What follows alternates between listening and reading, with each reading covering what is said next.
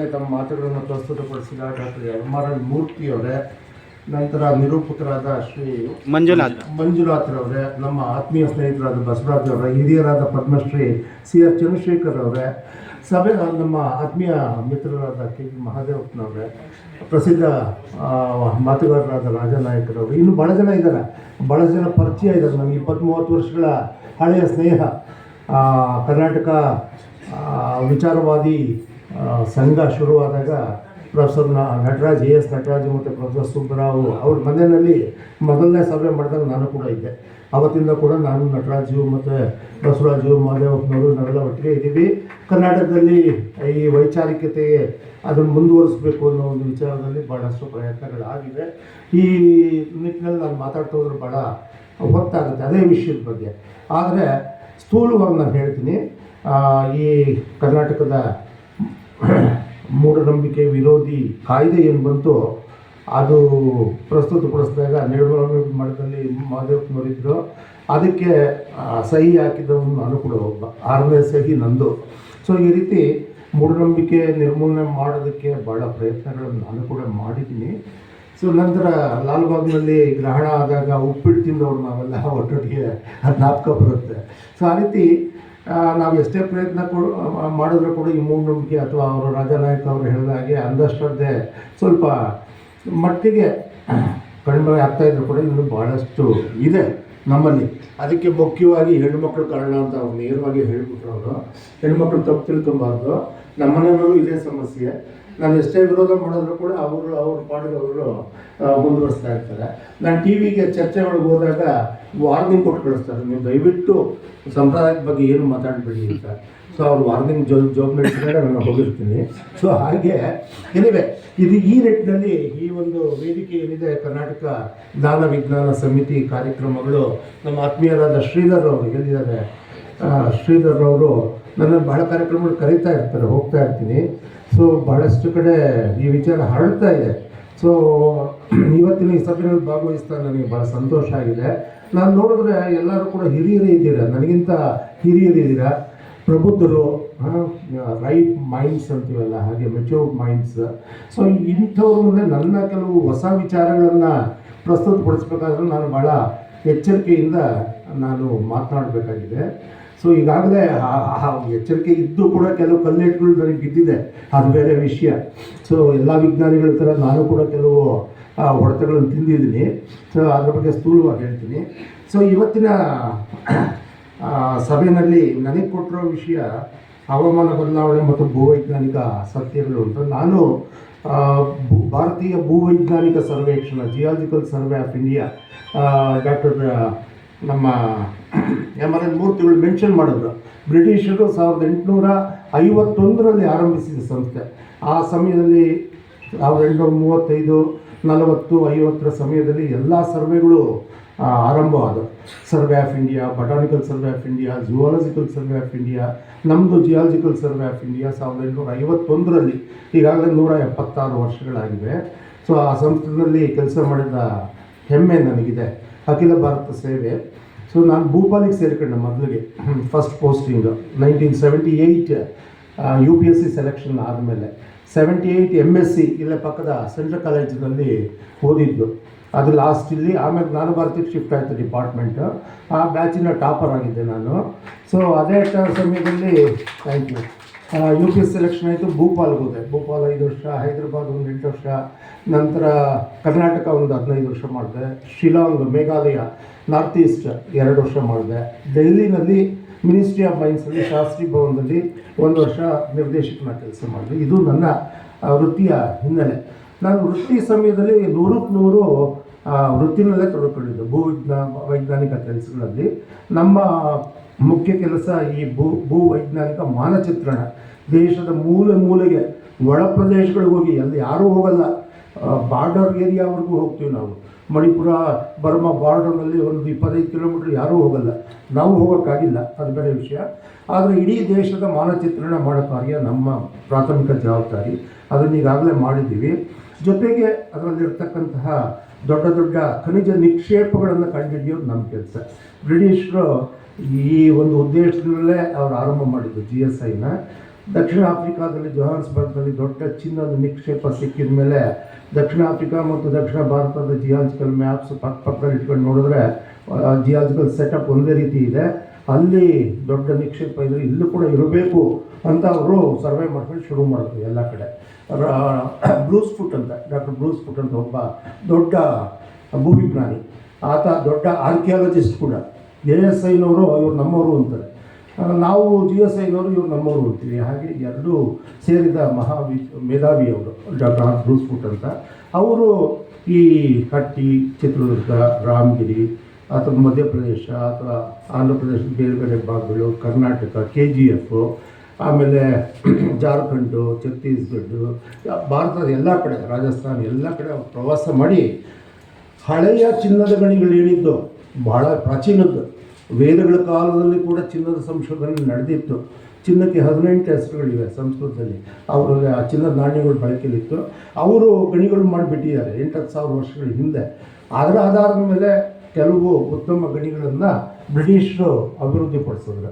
ಅದರಲ್ಲಿ KGF ಒಂದು, ಅದೆಲ್ಲ ನಿಮಗೆ ಗೊತ್ತೇ ಇದೆ. ನಾನು KGF ಮಾತಾಡೋದಕ್ಕೆ ಹೋದರೆ 2-3 ಗಂಟೆಗಳು ಬೇಕಾಗುತ್ತೆ. ನನಗೆ ಆಫೀಸರ್ ಆನ್ ಸ್ಪೆಷಲ್ ಡ್ಯೂಟಿ ಅಂತ 2 ಸಲ ಕೊಟ್ಟಿದ್ರು ಆಫರು, ನಾನು ತಾಳಿರಲಿಲ್ಲ. ಸೊ 800 ಟನ್ ಚಿನ್ನ ಉತ್ಪಾದನೆ ಆಯ್ತಲ್ಲಿ ಸ್ವಾತಂತ್ರ್ಯ ಪೂರ್ವದಲ್ಲಿ. ಅದನ್ನೆಲ್ಲ ಅವರು ಇಂಗ್ಲೆಂಡಿಗೆ ತಗೊಂಡೋದ್ರು. ಅದು ನಮಗೆ ಲಾಸು, ಆದರೆ ನಾವು ಕೊಟ್ಟ ಫೀಸ್ ಅವ್ರಿಗೆ ಅಂತ ತಿಳ್ಕೊಬೇಕು ನಾವು.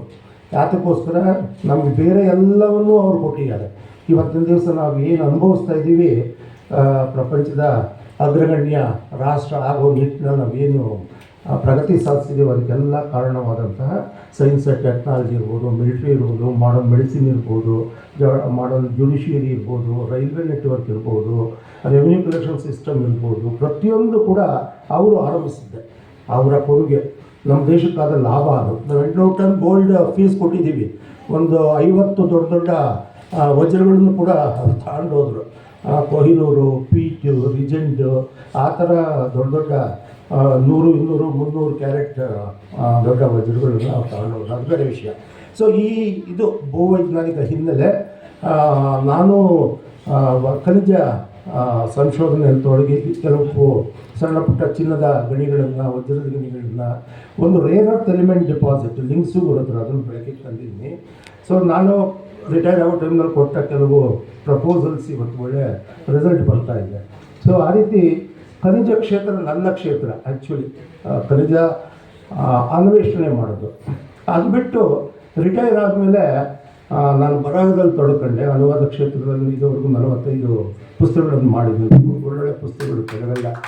ಸೊ ನಿರಂತರವಾಗಿ ನಾನು ಬರಹದಲ್ಲಿ ತೊಡ್ಕೊಂಡಿದ್ದೀನಿ. ಈ ಮಧ್ಯದಲ್ಲಿ ಕೊಡಗು ಮತ್ತು ಕೇರಳದ ದುರಂತ 2018ರಲ್ಲಿ ನನಗೆ ಸವಾಲಾಗಿ ಬಂತು, ಅನಿರೀಕ್ಷಿತವಾಗಿ. ತಮಗೆಲ್ಲ ಗೊತ್ತೇ ಇದೆ ಆ ಸಾವು, ನೋವು, ನಷ್ಟ ಅದೆಲ್ಲನೂ. ಬಟ್ ಇದು ನನ್ನನ್ನು ಬಹಳವಾಗಿ ಕಾಡಿತು. ಯಾತಕ್ಕೆ ಈ ಥರ ಆಯಿತು, ಅದು ಕೊಟ್ಟ ಇದು ಕಾರಣಗಳು ನನಗೆ ಅಪೀಲ್ ಆಗಲಿಲ್ಲ. ಕಾರ್ಬನ್ ಡೈಆಕ್ಸೈಡ್ ಇನ್ಕ್ರೀಸು, ಡಿಫಾರೆಸ್ಟೇಷನ್ನು, ಇನ್ನೇನೋ ಒಂದು ಕಾರಣಗಳೆಲ್ಲ ಲೋಕಲ್ ಕಾರಣಗಳಿರ್ಬೋದು ಅಥವಾ ಬೇರೆ ಸಮಸ್ಯೆಗಳಿರ್ಬೋದು. ಬಟ್ ಅಸಲಿ ಕಾರಣ ಅದಲ್ಲ ಅಂತ ನನಗೆ ಗೊತ್ತಿತ್ತು. CO2 is not the culprit. ಅದು ನಾನು ಧೈರ್ಯವಾಗಿ ಹೇಳ್ತೀನಿ ನಿಮಗೆ. ಸೊ ಹಾಗಾದರೆ ಅಸಲಿ ಕಾರಣ ಏನು ವೈಜ್ಞಾನಿಕವಾಗಿ ಅದನ್ನು ಕಂಡುಹಿಡಿಯೋದಕ್ಕೆ ನಾನು ಹೊರಟೆ. 18ರಲ್ಲಿ ಅಧ್ಯಯನ, ತುಂಬ ಆಳವಾದ ಅಧ್ಯಯನ ಮಾಡಿದೆ. ಜಿಯಾಲಜಿ ಅನ್ನೋದು ತುಂಬ ಆಳವಾದ ವಿಷಯ. ಕೆಲವು ಸಂದರ್ಭಗಳಲ್ಲಿ ಹೇಳೋದಾದರೆ ಕೆಲವು ವಿಜ್ಞಾನಗಳನ್ನು ಒಂದೇ ಪುಸ್ತಕದಲ್ಲಿ ಬರೆದು ಬಿಡ್ಬೋದು. ಈಗ ಮೀಟಿಯಾಲಜಿ ಅನ್ನೋದು ಎಂಟೈರ್ ತಿಂಗಳು ಒಂದು ಪುಸ್ತಕದಲ್ಲಿ ಎಕ್ಸ್ಪ್ಲೈನ್ ಮಾಡಿಬಿಟ್ಟು ಬಿಡ್ಬೋದು. ಆದರೆ ಭೂವಿಜ್ಞಾನ 1000, 2000, 3000 ಪುಸ್ತಕಗಳು ಬರೆದರೂ ಕೂಡ ಮುಗಿಯದ ವಿಜ್ಞಾನ. ಇದು ಅಗಾಧವಾದ ವಿಜ್ಞಾನ. I call it the mother of all sciences ಅಂತ. ಸೊ ಇವರು ಬಯೋಫಿಸಿಕ್ಸ್ ಅಂತ ಹೇಳಿದ್ರು MRL ಮೂರ್ತಿಗಳು. ನಮ್ಮಲ್ಲಿ ಜಿಯೋಫಿಸಿಕ್ಸ್ ಕೂಡ ಇದೆ. ಸೊ ಆ ರೀತಿ ಈ ಭೂವಿಜ್ಞಾನದ ಅಂಶಗಳು ಭಾಳಷ್ಟು ಭೂವಿಜ್ಞಾನಿಗಳು ಕೂಡ ಅರ್ಥವಾಗಿಲ್ಲ. ನಾನು ಧೈರ್ಯವಾಗಿ ಹೇಳ್ತೀನಿ, ನನ್ನ ಸಹೋದ್ಯೋಗಿಗಳಿಗೂ ಕೂಡ ಕೆಲವು ವಿಷಯಗಳು ಅರ್ಥವಾಗಿಲ್ಲ. ಈಗ ಪ್ಲೇಟ್ ಟೆಕ್ಟಾನಿಕ್ಸ್ ಅಂತ ಬರುತ್ತೆ. ಇಡೀ ಪ್ರಪಂಚದಲ್ಲಿ ಸೀಸ್ಮಿಸಿಟಿ, ಭೂಕಂಪಗಳು, ವಾಲ್ಕೆನೋಗಳು ಇವೆಲ್ಲ ಆಗೋದ್ರ ಅಸಲಿ ಕಾರಣ ಏನು ಅಂತ ಭಾಳಷ್ಟು ಜನಗಳಿಗೆ ಗೊತ್ತಾಗಿಲ್ಲ. ಯಾಕೆಂದರೆ ಅದು ನಡೆಯೋ ಜಾಗ ಸಮುದ್ರದ ಆಳದಲ್ಲಿ, 11 ಕಿಲೋಮೀಟರ್ ಆಳದಲ್ಲಿ, ಸಬ್ಡಕ್ಷನ್ ಝೋನ್ನು, ಅಲ್ಲಿ ಯಾರು ತಲುಪೋದಕ್ಕೆ ಸಾಧ್ಯ ಇಲ್ಲ. ಸೊ ಪ್ರಾಕ್ಟಿಕಲಾಗಿ ನಾವು ನೋಡೋದಕ್ಕಾಗಲ್ಲ. ಆದರೆ ಕೆಲವು ಮಾಹಿತಿ ಆಧಾರದ ಮೇಲೆ ನಾವು ಡೆಡ್ಯೂಸ್ ಮಾಡಬೇಕಾಗುತ್ತೆ, ಇನ್ಫಾರ್ಮ್ ಮಾಡಬೇಕಾಗುತ್ತೆ, ವಿಜುವಲೈಸ್ ಮಾಡಬೇಕಾಗುತ್ತೆ. ಇದು ವಿಜ್ಞಾನ, ಭೂವಿಜ್ಞಾನ. 50% ಕಾಂಕ್ರೀಟ್ ಇದ್ದರೆ 50% ಅಬ್ಸ್ಟ್ರಾಕ್ಟ್ ಇರುತ್ತೆ. ಸೊ ಈ ಗೊಂದಲದ ಮಧ್ಯೆ ನಾವು ವಿಜ್ಞಾನ ಮುಂದುವರಿಸಬೇಕಾಗುತ್ತೆ. ಇಡೀ ಭೂಮಿ ನಮ್ಮ ಕಾರ್ಯಕ್ಷೇತ್ರ, entire earth is my laboratory. Space and time ಅಂತ ಹೇಳ್ಬಿಡ್ತೀವಿ ನಾವು, ದೇಶ ಕಾಲ. ದೇಶ ಅಂದರೆ ಎಂಟೈರ್ ಅರ್ತ್, ಒನ್ ಎಂಟಿಟಿ, ಅದು ನನ್ನ ಲ್ಯಾಬ್ರೇಟ್ರಿ. ಟೈಮ್ 450 ಕೋಟಿ ವರ್ಷಗಳ ಕಾಲಘಟ್ಟಗಳಲ್ಲಿ ಏನೇನು ಬದಲಾವಣೆಗಳಾದೋ ಅದನ್ನೆಲ್ಲ ನಾವು ಅರ್ಥ ಮಾಡ್ಕೊಬೇಕಾಗುತ್ತೆ. ನಾವು ಇವತ್ತು ವರ್ತಮಾನ ಮಾತಾಡಬೇಕಾದ್ರೆ ನಮಗೆ ಭೂತದ ಹಿಂದಿನ ಪರಿಚಯ ಇರಬೇಕು. ಆಗಲೇ ನಾವು ಇವತ್ತು ಪ್ರೆಸೆಂಟ್ ಅರ್ಥ ಮಾಡ್ಕೊಬೋದು ಮತ್ತು ಫ್ಯೂಚರ್ ಅರ್ಥ ಮಾಡ್ಕೊಳ್ಳೋಕ್ಕೆ ಸಾಧ್ಯ ಆಗುತ್ತೆ. ಆ ಹಿನ್ನೆಲೆಯಲ್ಲಿ ನಾನು 18ರಲ್ಲಿ ತುಂಬ ಆಳವಾದ ಅಧ್ಯಯನ ಮಾಡಿದೆ. ಸವಾಲಾಗಿ ತಗೊಂಡೆ ನಾನು ನನ್ನ ಮೇಲೆ. ಯಾವ ಫಂಡಿಂಗೂ ಇಲ್ಲ, ಏನೂ ಇಲ್ಲ. With my own pension money I did research. So ಆ ಸಮಯದಲ್ಲಿ ಫೆಬ್ರವರಿ 19ರಷ್ಟೊತ್ತಿಗೆ ನನಗೆ ಕೆಲವು ಅಂಶಗಳು ಗೋಚರವಾದ, ಕೆಲವು ಆ್ಯಪ್ಗಳನ್ನ ನಾನು ಕನ್ಸಲ್ಟ್ ಮಾಡ್ತಾಯಿದ್ದೆ. ವಾಲ್ಕನೋಸ್ ಆ್ಯಂಡ್ ಅರ್ಥ್ಕ್ವೇಕ್ಸ್ ಅಂತ ಬರುತ್ತೆ ಕೆಲವು. State of the art world wide connection network. ಅದು 5 ನಿಮಿಷದೊಳಗಡೆ ಪ್ರಪಂಚದ ಯಾವುದೇ ಮೂಲೆಯಲ್ಲಿ ಯಾವುದೇ ಮ್ಯಾಗ್ನಿಟ್ಯೂಡ್ ಅರ್ಥ್ಕ್ವೇಕ್ ಆಗಿದ್ರೂ ಕೂಡ ಅದರ ಮಾಹಿತಿ ನಮ್ಮ ಕೈನಲ್ಲಿ ಬಂದಿರುತ್ತೆ. ಸೊ ಆ ರೀತಿಯ ನೆಟ್ವರ್ಕ್ ಅದು. ಅದೇ ಸಮಯದಲ್ಲಿ ಯಾವುದೇ ಜ್ವಾಲಾಮುಖಿ ಸ್ಫೋಟವಾಗಿದ್ದರೂ ಕೂಡ ಅದ್ರ ಮಾಹಿತಿ ಬರುತ್ತೆ. ಜ್ವಾಲಾಮುಖಿಗಳು ನೂರಾರು ಸಾವಿರಾರಿವೆ. ನೆಲದ ಮೇಲೆ ದ್ವೀಪಗಳಲ್ಲಿ ನೂರಾರು ಜ್ವಾಲಾಮುಖಿಗಳಿದ್ರೆ, ನಂಬಿ ಸಮುದ್ರದ ಒಳಗಡೆ, ನೀರಿನ ಒಳಗಡೆ ಸಾವಿರಾರು ಜ್ವಾಲಾಮುಖಿಗಳಿವೆ, ಭೀಕರ ಜ್ವಾಲಾಮುಖಿಗಳಿವೆ. ಅವುಗಳ ಬಗ್ಗೆ ಯಾವ ಅಧ್ಯಯನ ನಡೆಯಲ್ಲ. ಯಾಕೆಂದರೆ ನೀರೊಳಗಡೆ ಇದೆ, ಮಾಹಿತಿ ಇಲ್ಲ, ಅಬ್ಸರ್ವೇಟ್ರಿಗಳಿಲ್ಲ, ಡೇಟಾ ಬರೋಲ್ಲ. ಆದರೆ ಇಂಡೈರೆಕ್ಟ್ ಪ್ಯಾರಾಮೀಟರ್ಸ್ ಆಧಾರದ ಮೇಲೆ ನಾವು ಇಂಟರ್ಪ್ರಿಟ್ ಮಾಡಬೇಕಾಗುತ್ತೆ. ಆದರೂ ಆ ರೀತಿ ಇಂಟರ್ಪ್ರಿಟ್ ಮಾಡಿದಾಗ ನನಗೆ ಫೆಬ್ರವರಿ 2019ರಲ್ಲಿ ನನಗೆ ಸತ್ಯ ಗೋಚರ ಆಯಿತು. ಕೆಲವು ಘಟನೆಗಳು ನಡೀತಾ ಇತ್ತು, ಕೆಲವು ವಿದ್ಯಮಾನಗಳು ನಡೀತಾ ಇತ್ತು. ಆ ಎರಡಕ್ಕೂ ಸಂಬಂಧ ನಾನು ಕಲ್ಪಿಸಿದಾಗ ಹೌದು ಇದು ಕಾರಣ ಅಂತ ನನಗೆ ಗೊತ್ತಾಯಿತು. ಅದನ್ನ ಇಟ್ಕೊಂಡು 2019ರಲ್ಲಿ ನಾನು ಏಪ್ರಿಲ್ ಕೊನೆಗೆ ಪತ್ರಿಕಾ ಹೇಳಿಕೆ ಕೊಟ್ಟೆ ಪ್ರಜಾವಾಣಿಯಲ್ಲಿ. 19ರಲ್ಲೂ ಕೂಡ 18ರ ಘಟನೆಗಳು ಮರುಕಳಿಸ್ತವೆ ಅಂತ. ಹಾಗೆ ಯಾರೂ ನಂಬಲಿಲ್ಲ ನನ್ನ ಮಾತನ್ನು. 2 ತಿಂಗಳು ಮುಂಚೆ ನೀವು ಹೇಗೆ ಹೇಳ್ತೀರ ಅಂತ ನಾನು ಶ್ರೀಮತಿಯಿಂದ ಕೇಳಿದ್ರು. ನಾಳೆ ಏನಾಗುತ್ತೆ ಅಂತ ಹೇಳೋದು ಕಷ್ಟ, ನೀವು 2 ತಿಂಗಳು ಮುಂಚೆ ಹೇಗೆ ಹೇಳ್ತೀರಾ ಅಂತ. ಆಗ ನಾನು ಹೇಳಿದೆ, ನೋಡಿ, ಭೂಮಿಯ ಎಲ್ಲ ಸಮಸ್ಯೆಗಳು ಕೂಡ ಭೂವಿಜ್ಞಾನದಲ್ಲಿ ಉತ್ತರ ಇದೆ, ನಾವು ಕಂಡುಕೊಬೇಕಷ್ಟೇ. ನಾವು ಅದ್ರ ಹಿಂದೆ ಬೀಳಬೇಕು, ನಾವು ಶೋಧ ಮಾಡಿದಾಗ ನಮಗೆ ಗೊತ್ತಾಗುತ್ತೆ ಅಂತ. ಸೊ ಆ 19ರಲ್ಲಿ ಬೈ ಜುಲೈ ಆಗಸ್ಟು ನಾನು ಹೇಳಿದ ಮಾತುಗಳು ನಿಜ ಆದವು. ಆ ಸುವರ್ಣ ಟಿ ವಿನಲ್ಲಿ ಅಜಿತ್ ಹನುಮಕ್ಕನವ್ರನ್ನ ಕರೆದುಬಿಟ್ಟು ಅರ್ಧ ಗಂಟೆ ಡ್ರಿಲ್ ಮಾಡಿದ್ರು. ಸೊ ನೀವು ಯಾವ ಆಧಾರ ಹೇಳ್ತೀರಾ ಅಂತ ಹೇಳ್ತೀರಾ ಅಂತ. ಸೊ ಅದಿದೆ, CD ಈಗಲೂ ಇದೆ, ಯೂಟ್ಯೂಬ್ನಲ್ಲಿದೆ. ಸೊ ಹಾಗೆ ಅಕ್ಟೋಬರ್ ಅಷ್ಟೊತ್ತಿಗೆ ಎಲ್ಲ ಅದೇ ರೀತಿ ನಡೀತು, ದುರಂತ ಆಯಿತು. ಬಟ್ ಸಾವು ನೋವಾಗಲಿಲ್ಲ. ನಾನು ಪತ್ರಿಕಾ ಹೇಳಿಕೆ ಕೊಟ್ಟ ಮರುದಿನವೇ BS ಪಾಟೀಲ್ ಚೀಫ್ ಸೆಕ್ರೆಟರಿ ಅವರು ಮಡಿಕೇರಿಗೆ ಹೋಗಿ ಮೀಟಿಂಗ್ ಕರೆದು ಎಲ್ಲ ಅಧಿಕಾರಿಗಳು ಸೇರಿಸಿ 28 NDRF ತಂಡಗಳು ತರಿಸಿ ಪೊಸಿಷನಿಂಗ್ ಮಾಡಿದ್ರು. ಅದರಿಂದಾಗಿ ಜೀವ ಉಳಿತು. ನನ್ನ ಹೇಳಿಕೆ ಬಂದ ನೆಕ್ಸ್ಟ್ ಡೇ 500 ಫ್ಯಾಮಿಲಿಗಳು ನಮ್ಮ ಇಲಾಖೆಯವರು ಕೊಟ್ಟಿದ್ದಂಥ ವರದಿಗಳ ಆಧಾರದ ಮೇಲೆ ಕೆಲವು ಹಜಾರ್ಡಸ್ ಝೋನ್ಸ್, ವಲ್ನರಬಲ್ ಝೋನ್ಸ್, ಅಲ್ಲಿಂದ ಮನೆ ಖಾಲಿ ಮಾಡಿ ಸೇಫ್ ಜಾಗಕ್ಕೆ ಹೋದ್ರು. ಅದರಿಂದ ಅವ್ರು ಉಳ್ಕೊಂಡ್ರು. ಸೊ ಇದು 19ರ ಕತೆ. ಮೊದಲ ಪ್ರಯತ್ನ ಏನು ಮುನ್ಸೂಚನೆ ಕೊಡೋದಕ್ಕೆ. ಇದು ಭವಿಷ್ಯ ಅಲ್ಲ, ಮುಂಗಾರಿನ ಬಗ್ಗೆ, ಹವಾಮಾನದ ಬಗ್ಗೆ ಮುನ್ಸೂಚನೆ ಕೊಡೋದಕ್ಕೆ ಅದು ಮೊದಲ ಪ್ರಯತ್ನ. ನನಗೆ ಸಕ್ಸಸ್ ಆಯಿತು. ಅದನ್ನು ನಾನು ಮುಂದುವರಿಸಿದೆ. 20ರಲ್ಲಿ ನಾರ್ಮಲ್ ಅಂತ ಹೇಳಿದೆ, ಅದು ನಾರ್ಮಲ್ ಆಗೇ ಆಗಿತ್ತು. ನ್ಯಾಷನಲ್ ಡಿಸಾಸ್ಟರ್ಸ್ ಅಂತ ಕರೆದಿದ್ದು 18, 19 ಮಾತ್ರ, ಕೂರ್ಗ್ ಮತ್ತು ಕೇರಳ ಎರಡೂ. ಅದು 1924ರಲ್ಲಿ ಆಗಿತ್ತು, ಅದೇ ಮಟ್ಟದ್ದು. ಅದನ್ನೆಲ್ಲ ನಾನು ಚರಿತ್ರೆ ಎಲ್ಲ ಹುಡುಕಿದೆ, ಹಿಂದಿನ ಘಟನೆಗಳೆಲ್ಲ 18, 17, 16, 15 ಶತಮಾನದಲ್ಲಿ ಏನಾಗಿತ್ತು, ಕಾರಣ ಏನು, ಅದೆಲ್ಲ ಹುಡುಕಿ ಕೊನೆಗೆ ಈ ಒಂದು ನಿರ್ಧಾರಕ್ಕೆ ಬಂದೆ. ದೆನ್ 21ರಲ್ಲಿ ಸಾಧಾರಣ ಅಂತ ಹೇಳಿದ್ದೆ. ಪತ್ರಿಕೆ ಹೇಳಿಕೆಗಳಿವೆ ನನ್ನ ಹತ್ರ. ಸೊ 22ರಲ್ಲೂ ಕೂಡ ಸಾಧಾರಣ ಅಂತ ಹೇಳಿದೆ, ಕೆಲವು ಘಟನೆಗಳ ಆಧಾರದ ಮೇಲೆ. ಗ್ಲೋಬಲ್ ಡೆವಲಪ್ಮೆಂಟ್ಸ್, ಬರೀ ಭಾರತ ಮತ್ತು ಸುತ್ತಮುತ್ತಲಿನ ಪ್ರಾವಿನ್ಷಿಯಲ್ ರೀಜನಲ್ ಸೆಟಪ್ ಅಲ್ಲ, ಗ್ಲೋಬಲ್ ಸೆಟಪ್ನಲ್ಲಿ ಏನೇನು ಬದಲಾವಣೆಗಳಾಗ್ತವೆ ಅದನ್ನು ನಾನು ಮನಸ್ಸಲ್ಲಿಟ್ಕೊಂಡು ಇದನ್ನು ಹೇಳಿದ್ದೆ. 23ರಲ್ಲಿ ಕೊರತೆ ಅಂತ ಹೇಳಿದ್ದೆ, ಅದೇ ರೀತಿ 23ರಲ್ಲಿ ಕೊರತೆ ಆಯಿತು. 24 ಸಾಧಾರಣ, 25 ತುಸು ಕೊರತೆ ಅಂತ ಹೇಳಿದ್ದೆ. ದಕ್ಷಿಣ ಕರ್ನಾಟಕದಲ್ಲಿ ಚಾಮರಾಜನಗರ, ಮೈಸೂರು ಇದೆಲ್ಲ ಕೊರತೆ ಆಯಿತು. ಈಗ ಕೊರತೆ ಎದ್ದು ಕಾಣಿಸ್ತಾ ಇದೆ. ನಾನು ಹೇಳೋ ಅವಶ್ಯಕತೆನೇ ಈ ವರ್ಷ ಹೇಳೋಕ್ಕೆ ಕೊಡೋ ಅವಶ್ಯಕತೆ ಇಲ್ಲ. ಆಲ್ರೆಡಿ IMD ಅವ್ರು ಹೇಳ್ಬಿಟ್ಟಿದ್ದಾರೆ. IMD ಅವ್ರು ಪ್ರತಿ ವರ್ಷ ಸೇಫಾಗಿ ನಾರ್ಮಲ್ ಇಯರ್ ಅಂತ ಹೇಳ್ಬಿಡೋರು, ಆಮೇಲೆ ಒಂದು ತಿಂಗಳು ಬಿಟ್ಕೊಂಡು ಸ್ಟೇಟ್ಮೆಂಟ್ ಚೇಂಜ್ ಮಾಡೋರು. ನನ್ನ ಹತ್ರ ಹೇಳಿಕೆ ಇದಿದೆ, ಪತ್ರಿಕಾ ಕಟ್ಟಿಂಗ್ಸ್ ಇದೆ. ಸೊ ಈ ವರ್ಷ ಮೊದಲೇ ಹೇಳ್ಬಿಟ್ರು ಅವರು. IMD ಅವರು ಹೇಳಿದ್ರಲ್ಲಿ 10 ಬುಲೆಟಿನ್ನಲ್ಲಿ 2 ನಿಜ ಆಗುತ್ತೆ, ಇಲ್ಲಿ 8 ಆಗಲ್ಲ. ಅದು ನಿಮಗೆಲ್ಲ ಗೊತ್ತಿದೆ IMD ಅವರ ಮುನ್ಸೂಚನೆಗಳು. ಈಗ ಒಂದು ವಾರದಿಂದ ಹೇಳ್ತಿದ್ದಾರೆ ದೊಡ್ಡ ಮಳೆ ಅದು ಇದು ಅಂತ, ಎಲ್ಲೂ ಕಾಣಿಸ್ತಾ ಇಲ್ಲ. ಹೇಳಿದ್ದಾರೆ 17ರ ತನಕ ಅಂತ ಹೇಳಿದ್ದಾರೆ. ನನಗೆ ಕೆಲವು ಆಪ್ಸ್ ಇದೆ, ಮೀಟಿಯೋಲಾಜಿಕಲ್ ಆಪ್ಸ್ ಇದೆ, ಅವನ್ನೆಲ್ಲ ನಾನು ಗಮನಿಸ್ತಾ ಇದ್ದೀನಿ. ಆ ರೀತಿಯ ಸೂಚನೆಗಳು ಕಂಡು ಬರ್ತಾ ಇಲ್ಲ. ಆ್ಯಂಡ್ ನಾನು ಡಿಸೆಂಬರ್ನಿಂದಲೂ ಹೇಳ್ತಾ ಇದ್ದೀನಿ, ಜನವರಿ ಫೆಬ್ರವರಿ ಯಾವ ಥರ ಇರುತ್ತೆ, ಮಾರ್ಚ್ ಯಾವ ಥರ ಇರುತ್ತೆ, ಏಪ್ರಿಲ್ ಯಾವ ಥರ ಇತ್ತು ಅದನ್ನೆಲ್ಲ ಹೇಳಿದ್ದೀನಿ. ಮೇ ಕೂಡ ಇಟ್ ಈಸ್ ಲೈಕ್ ಏಪ್ರಿಲ್ ಅಂತಲೇ ಹೇಳಿದ್ದೀನಿ, ಇದುವರೆಗೂ ಅದೇ ರೀತಿಯಾಗಿದೆ. ಸೊ ಮುಂದಿನ ಜೂನ್ ಟು ಸೆಪ್ಟೆಂಬರ್ ಮುಂಗಾರು 4 ತಿಂಗಳ ಅವಧಿ ನಮಗೆ ಭಾಳ ಮುಖ್ಯ. ಸೊ ಅದನ್ನು ನಾನು ಅಸೆಸ್ ಮಾಡ್ತಾ ಇದ್ದೀನಿ. ನನ್ನ ಅಸೆಸ್ಮೆಂಟು, ನನ್ನ ಸೈಂಟಿಫಿಕ್ ಅಪ್ರೋಚ್ ಬೇರೆ ಇದೆ. IMD ಅವ್ರದ್ದು ಸ್ಟ್ಯಾಟಿಸ್ಟಿಕಲ್ ಮೆಥಡ್, ಅವರು ಲಾಂಗ್ ಪೀರಿಯಡ್ ಆವ್ರೇಜ್ ಅಂತ ತಗೊಳ್ತಾರೆ. ಕಳೆದ 100 ವರ್ಷಗಳ ರೈನ್ಫಾಲ್ ಡೇಟಾ ತಗೊಂಡು, ಸಿ ಲೆವೆಲ್ ರೈಸ್ ಡೇಟಾ ತಗೊಂಡು ಒಂದು ಸೂಪರ್ ಕಂಪ್ಯೂಟರ್ ಫೀಡ್ ಮಾಡಿ ಅದು ಏನು ಪ್ರೊಜೆಕ್ಷನ್ ಕೊಡುತ್ತೋ ಅದನ್ನು ಅವ್ರು ಹೇಳ್ತಾರೆ. ಇಷ್ಟಾಗುತ್ತೆ, ಎಕ್ಸಸ್ ಆಗುತ್ತೆ, ಇಲ್ಲ ಕಮ್ಮಿ ಆಗುತ್ತೆ. ಕಂಪ್ಯೂಟರ್ ಹೇಳಿದಾಗೆ ಅವ್ರದ್ದು ಯಾವುದೂ ಇಲ್ಲ, ಯಾತಕ್ಕೆ ಅವ್ರದ್ದು ಸ್ವಂತ ಏನೂ ಇಲ್ಲ ಅಂತ ನಾನು ಹೇಳ್ತೀನಿ ಭೂವಿಜ್ಞಾನಿಯಾಗಿ. IMD ಅವರು ಬರೀ ವಾಯುಪದರನ್ನು ಮಾತ್ರ ಸ್ಟಡಿ ಮಾಡ್ತಾರೆ, ಅದು ಸ್ವಂತ ಅಸ್ತಿತ್ವ ಇದೆ ಅಂತ ತಿಳ್ಕೊಂಡಿದ್ದಾರೆ. ಅಲ್ಲ, ತಪ್ಪು. ಭೂಮಿನಲ್ಲಿ 4 ಪದರಗಳಿವೆ: ಶಿಲಾಪದರ, ಜಲಪದರ, ವಾಯುಪದರ ಮತ್ತು ಜೀವಪದರ. Lithosphere, hydrosphere, atmosphere and biosphere. ಈ 4 ಕೂಡ ಸಪ್ರೇಟ್ ಅಲ್ಲ, ಒಂದಕ್ಕೊಂದು ಪೂರಕ, ಒಂದಕ್ಕೊಂದು ಕೊಂಡಿ ಇದೆ, ಒಂದಕ್ಕೊಂದು ಪರಿಣಾಮ ಇದೆ, ಒಂದಕ್ಕೊಂದು ಇಂಟರ್ಫೇಸ್ ಇದೆ.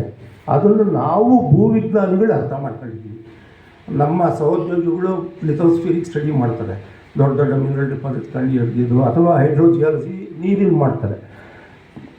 ಬಯೋಸ್ಫಿಯರ್ಗೆ ಯಾರೂ ಬರಲಿಲ್ಲ. ಲೈಫ್, ನಾವು ಪಾಸ್ಟ್ ಲೈಫ್ ಸ್ಟಡಿ ಮಾಡ್ತೀವಿ ಪೆಲಿಯಂಟಾಲಜಿನಲ್ಲಿ. ಮೊದಲ ಜೀವಿ ಹೇಗೆ ಕಾಣಿಸ್ತಂತೋ ಆವತ್ತಿಂದ ಇಲ್ಲಿವರೆಗೂ ಚಾರ್ಲ್ಸ್ ಡಾರ್ವಿನ್ ಥಿಯರಿ ಪ್ರಕಾರ ಎವಲ್ಯೂಷನ್ ಯಾವ ರೀತಿ ನಡೆದಿದೆ ಅದಕ್ಕೆಲ್ಲ ಫಾಸಿಲ್ಸ್ ಇದೆ. ನಮ್ಮ ಮ್ಯೂಸಿಯಂಗಳಲ್ಲಿ ದೊಡ್ಡ ದೊಡ್ಡ ಫಾಸಿಲ್ಸ್ನ ಪ್ರಿಸರ್ವ್ ಮಾಡಿದ್ದೀವಿ.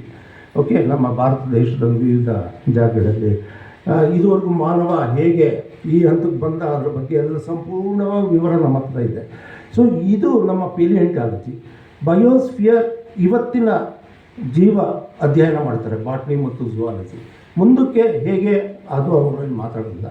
ಸೊ ಎನಿವೆ, ನಾನು ಯಾತಕ್ಕೆ ಈ ಮಾತು ಹೇಳ್ತಾ ಇದ್ದೀನಿ ಅಂದರೆ, ಇವರು ಬೆಳಗ್ಗೆ ಮಾತಾಡ್ತಾ ತಮಿಳ್ ಸೆಲ್ವಿ ಅವರು ಹೇಳಿದ್ರು ಕರೋನಾ ಪೀರಿಯಡ್ ಬಗ್ಗೆ. ಕರೋನಾ, ನಾನು ಈ ಅಧ್ಯಯನ ಸಮಯದಲ್ಲೇ ನನಗೆ ಅದು ಕೂಡ ಗೋಚರ ಆಯಿತು. ಸೊ ಇದಕ್ಕಿದ್ದಾಗೆ ಅದು ಗೋಚರ ಆಯಿತು, ಫ್ಲ್ಯಾಶ್ ಥರ. ನಮ್ಮಲ್ಲಿ ಪೇಲಿಯಂಟಾಲಜಿ ಹೇಳಿದ್ನಲ್ಲ, first life how it appeared on the earth under what circumstances, ಅದು ನಾವು ಸ್ಟಡಿ ಮಾಡಿದ್ದೀವಿ. ಇವತ್ತಿಗೂ ಕೂಡ ನನ್ನ ಕಣ್ಮುಂದೆ ಇದೆ. ಇದೇ ಸೆಂಟ್ರಲ್ ಕಾಲೇಜ್ ಕಾಂಪೌಂಡ್ ಪಕ್ಕದ ರೆಡ್ ಬಿಲ್ಡಿಂಗ್, ಪ್ರೊಫೆಸರ್ ಸಾಂಬೇಗೌಡ ಅಂತ 6 ಕನ್ನಡಿ ಎತ್ತರದ ಪರ್ಸನಾಲಿಟಿ, ಆ ವುಡನ್ ಗ್ಯಾಲರಿನಲ್ಲಿ ಅವ್ರು ಸೆಂಟ್ರಲ್ಲಿ ನಿಂತ್ಕೊಂಡು ಪಾಠ ಮಾಡ್ತಾಯಿದ್ರೆ ಪ್ರತಿ ಪದ ಕೂಡ ನಮಗೆ ರಿಜಿಸ್ಟರ್ ಆಗಿರುತ್ತೆ. ಸೊ ಇನ್ನೊಬ್ಬರು ಪ್ರೊಫೆಸರ್ ನಾಗಣ್ಣ ಅಂತ 6 ಅಡಿ ಎತ್ತರದ ಬೃಹತ್ ಪರ್ಸನಾಲಿಟಿ. ಸೊ ಆ ರೀತಿ ಅವರು professor Sambegowda origin of species, origin of life ಮಾಡಿದ್ದು ಪಾಠ ಮಾಡಿದ್ದು ನನಗೆ ಜ್ಞಾಪಕ ಇತ್ತು. ಈ 2020ರಲ್ಲಿ ಜನವರಿ 12, 2020 ಒಂದು ಘಟನೆ ನಡೆಯುತ್ತೆ ಫಿಲಿಪೀನ್ಸಲ್ಲಿ. ತಾಲ್ ಎನ್ನುವ ಒಂದು ದೊಡ್ಡ ಜ್ವಾಲಾಮುಖಿ, ಭೀಕರ ಜ್ವಾಲಾಮುಖಿ ಸ್ಫೋಟವಾಗುತ್ತೆ. ಅವತ್ತು the conditions under which the explosion to place and how the plume was going up and what was happening in that plume, ಅದನ್ನು ಲಿಂಕ್ ಮಾಡಿದಾಗ ನನಗೆ ತಕ್ಷಣ ಫ್ಲ್ಯಾಶ್ ಆಗುತ್ತೆ. The first life, the micro life appeared under these circumstances ಅಂತ. ಇಲ್ಲಿ microbiologist ಇದ್ದಾರೆ, ಶಿವಮೂರ್ತಿಗಳು, ಅವ್ರಿಗೆ ಗೊತ್ತಿರಬೇಕು. ಯೂರೇ ಆ್ಯಂಡ್ ಮಿಲ್ಲರ್ ಎಕ್ಸ್ಪೆರಿಮೆಂಟ್ ಅಂತ, ಮಿಲ್ಲರ್ ಆ್ಯಂಡ್ ಯೂರೇ ಎಕ್ಸ್ಪೆರಿಮೆಂಟ್, ಅದನ್ನೇ ಎಲ್ಲರೂ ಪ್ರಪಂಚದ ಎಲ್ಲರೂ ಬಿಲೀವ್ ಮಾಡೋದದೆ, ನಮ್ಮಲ್ಲೂ ಕೂಡ ಅದೇ. How the first life appeared, ಅದನ್ನು ನಾನು ಈ ಜ್ವಾಲಾಮುಖಿ ಪ್ಲ್ಯೂಮ್ಗೆ ಅಡಾಪ್ಟ್ ಮಾಡಿ ನಾನು ಇಂಟರ್ಪ್ರೇಟ್ ಮಾಡಿದೆ. ಆಗ ನನಗೆ ಫ್ಲ್ಯಾಶ್ ಆಯಿತು. ಚೈನಾ ವೈರಸ್ ಈ ರೀತಿಯ ಸರ್ಕಮ್ಸ್ಟೆನ್ಸಲ್ಲಿ ಹುಟ್ಟಿತು ಅಂತ. ಆಲ್ರೆಡಿ ನವೆಂಬರ್ 19ರಲ್ಲೇ ಪ್ರಾಬ್ಲಮ್ ಸ್ಟಾರ್ಟ್ ಆಗಿತ್ತು ವುಹಾನ್ ಪ್ರಾವಿನ್ಸ್ನಲ್ಲಿ. ಆಗ ಉಲಾವುನ್ ಎನ್ನುವ ಒಂದು ದೊಡ್ಡ ಜ್ವಾಲಾಮುಖಿ ಇದೇ ರೀತಿ